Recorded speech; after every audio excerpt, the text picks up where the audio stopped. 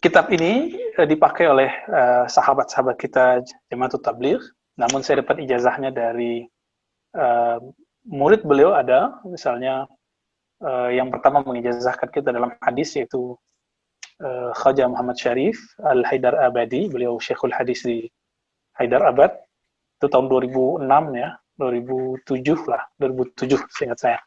Tapi saya tidak tahu sekarang apa beliau masih hidup atau tidak. Dulu beliau termasuk ulama ilmuwan yang menguji S3 guru kita, Allah yarham, almarhum Syekhuna Ali Mustafa Yaqub. Bapak Ibu Saudara yang makan Allah, lalu ada juga dari jalur Said Muhammad Alwi Al-Maliki, ya, Said Muhammad langsung berguru kepada beliau waktu Syekh Maulana Zakaria Al-Kandhalawi tinggal di Madinah. Begitu juga Syekh Yasin Al-Fadani juga sama, beliau juga belajar langsung kepada Maulana Zakaria Al-Kandhalawi, dan wafat tahun 82, jadi setahun kira-kira setelah Buya Hamka ya, jadi umurnya dekat-dekat lah dengan Buya Hamka. Nah, dalam hal ini, kalau ada orang yang mengatakan bahwa hadis-hadisnya bermasalah, ya mungkin dia tidak membaca dengan detail atau tidak memahami kaidah ilmu hadis dengan baik ya, bahwa dalam ilmu hadis boleh menukil riwayat yang tidak terlalu sahih, mungkin dhaif, dalam bab fadilah amal ya. Baik. Kita masuk ke hadis 36 kalau di buku yang kita pakai, yang cetakan yang sudah disepakati oleh teman-teman penerjemah di Jamaatul Da'wah Tabligh. Hadis ke-36 halaman 508 ya, di jilid pertama dari Fadilah Amal. Jadi saya sangat menyarankan teman-teman di rumahnya ada buku ini, terutama bagi pencinta zikir, pencinta amal soleh, baca Quran, nah itu motivasinya betul-betul sangat mengena. Dulu pengganti dari kitab Durratun Nasihin bagi saya itu adalah kitab ini. Durratun Nasihin ternyata banyak sekali hadis-hadis yang palsu dan tidak ada penjelasannya. Kalau di sini, kalaupun lemah atau bahkan menurut sebagian ulama palsu itu dijelaskan. Namun hanya dijelaskan dalam teks bahasa Arabnya, tidak dijelaskan dalam teks bahasa Indonesianya. Karena yang perlu mengetahui itu adalah ulama ahli hadis. Ya, jadi saya sarankan teman-teman, mari dibelilah online tuh gimana caranya. Jadikan ini bacaan-bacaan santai di rumah, hasilnya akan sangat luar biasa. Ini salah satu yang menjaga semangat beribadah saya dari dulu, masih sangat belia, sangat muda sekali. Awal-awal kita ketemu buku ini, masih terjemahan Malaysia, jadi ada teman bawa dari Malaysia, ya masih Melayu Malaysia, dan itu agak ribet bagi saya memahaminya, tapi lama-lama kita dapat yang versi Indonesianya.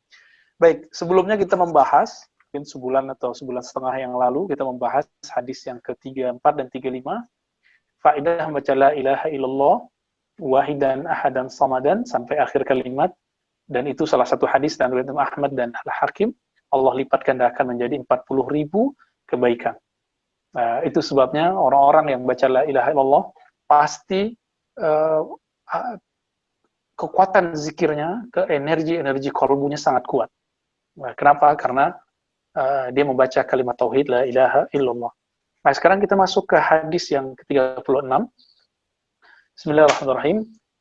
Bisanadina, dengan silsilah guru kita kepada Maulana Zakaria Al-Kandhalawi dan dengan sanadnya kepada Sayyidina Umar radhiyallahu taala anhu, Nabi sallallahu alaihi wasallam, dari Nabi sallallahu alaihi wasallam, beliau bersabda ya, "Ma minkum min ahadin yatawadda." Jadi ini faedah baca la ilaha illallah, baca syahadatain setelah wudu. Mungkin kita sudah pernah mendengar hadis ini biar lebih memperkuat.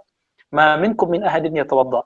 Tidaklah kamu selesai berwudu lalu membaca ya, fayublighu au fayusbigh, lalu dia menyempurnakan wudunya, summa yaqulu, lalu berkata, asyhadu an la ilaha illallah wa asyhadu anna Muhammadan abduhu wa rasuluh. Ya, sangat-sangat sederhana. Lalu apa kata Nabi? Illa futihat lahu abwabul jannah as-samaniyah, yadkhulu min ayyiha syaa.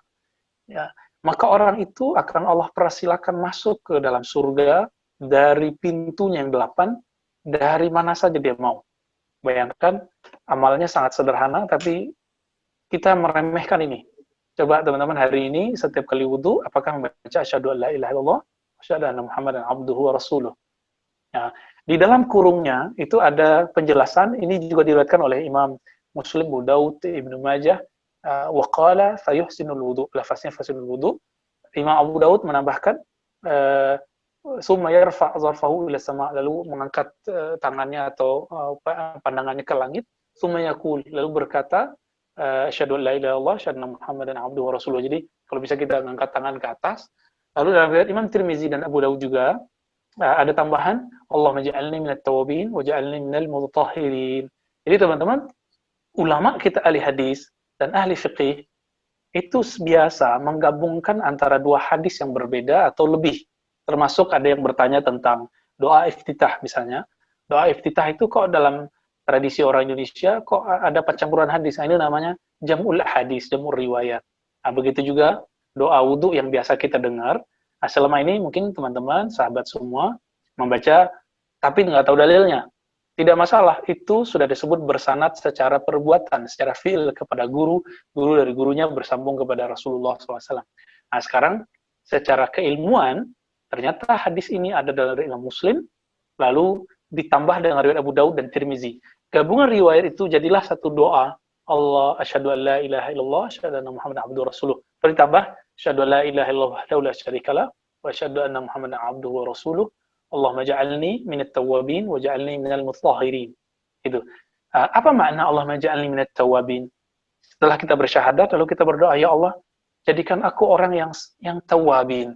Tawabin artinya orang yang suka banyak bertobat. Artinya, karena kita tidak dijamin terpelihara dari dosa, siapapun itu, ustadzkah dia, orang biasakah dia, ulama, bahkan wali pun dia, itu tidak terpelihara dari dosa. Yang terpelihara dari dosa hanya Sayyiduna Rasulullah Sallallahu Alaihi Wasallam. Maka jangan sok suci, jangan merasa diri kita sudah soleh, sudah benar selalu, jijik melihat orang-orang maksiat. Kita jijik boleh dengan maksiatnya, tapi jangan nama orangnya. Karena suatu saat siapa tahu kita yang terjebak di dalam kemaksiatan tersebut.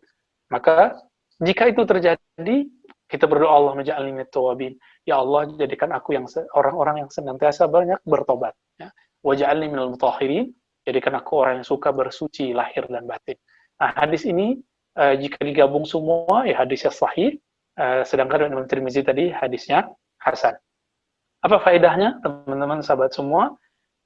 Zikir sederhana, jika kita amalkan itu, Allah akan izinkan kita masuk ke dalam surga dari bab manapun kita mau. Sedangkan surga ada 8 bab, 8 pintu. Nah, silakan diamalkan ini mulai malam ini sebelum tidur. Silakan berwudu, meskipun sentuhan suami istri itu tidak masalah ya, berwudu, nanti baca zikir Fatimah, subhanallah 33, alhamdulillah 33, Allah Akbar 34, lalu kita berdoa, bismillahirrahmanirrahim, amutu ahya, atau ahya wa amut, boleh dibalik, atau ada doa-doa yang lain yang lebih panjang, namun jangan lupa wudu. Nabi mengatakan, tawaddu' wudu'aka lis-shalah, wudu'lah kamu seperti wudu' salat. Maka wudu' secara bahasa Arab itu artinya cuma membasuh tangan, membasuh muka. Adapun wudu dalam sholat itu lengkap dari atas sampai ke bawah. Teman-teman semua, jika memang begini, jika memang orang-orang yang membaca doa ini dipanggil, dibolehkan masuk mengakses 8 pintu surga, maka dapat dipastikan orang ini terbebas dari neraka. Ya. Kenapa? Kalau saat dia misalnya dipanggil masuk neraka, maka orang-orang yang menunggu, malaikat-malaikat yang menunggu di depan pintu surga akan langsung memanggilnya. Baik, nah, sekarang kita masuk ke faedah yang didapat secara fisik ataupun rohani, orang-orang yang membaca la ilaha illallah, meskipun jumlahnya hanya 100. Baik, coba kita baca, ini hadis dari riwayat Tabrani. Hadisnya sebenarnya dhaif, tapi diperkuat oleh hadis yang lain yang ada sebelum ini, maka hadisnya minimal boleh diamalkan ya. Sayyidina Abi Darda, yang dari Sayyidina Abu Darda radhiyallahu ta'ala anhu, yang digelari Sayyiduz Zuhad, penghulu ahli zuhud, dari Nabi sallallahu alaihi wasallam, qala laisa min 'abdin, tidaklah seorang hamba yaqulu la ilaha illallah mi'ata marrah, membaca la ilallah 100 kali, illa ba'athahu Allah yaumil qiyamah wa wajhuhu kal qamar, ya lailatul badar. Jika dia nanti dibangkitkan di padang mahsyar, maka Allah akan buat wajahnya bercahaya seperti bulan purnama. Walam yurfa' li ahadin yawma idzin 'amalun afdal min 'amalihi illa man qala misla qawlihi aw zad. Nah, tidak ada orang yang sehebat dia di hari kiamat, yang diangkat amalnya semulia itu di hari kiamat, kecuali orang yang beramal sepertinya atau lebih banyak. Nah, maka di dalam kitab ini ada orang ulama kita yang beramal 1.000, ada yang 5.000, ada yang sehari 40.000, ada yang sehari 70.000, dan itu ada teman-teman semua. Jadi amal-amal begini ini masuk ke dalam pemahaman ayat Nabi, ayat Al-Quran dan hadis Nabi. Di Al-Quran misalnya surah Al-Ahzab yang 41, ya allazina amanu dzkurullaha dzikran katsira. Wahai orang beriman, berzikirlah sebanyak-banyaknya. Jadi zikir sebanyak-banyaknya itu, baik kita batasi atau tidak batasi, itu tidak ada masalah. Siapa yang mengatakan 70.000 membatasi? Tidak. Itu cuma target-target. Nabi membatasi 33? Enggak. Itu cuma contoh.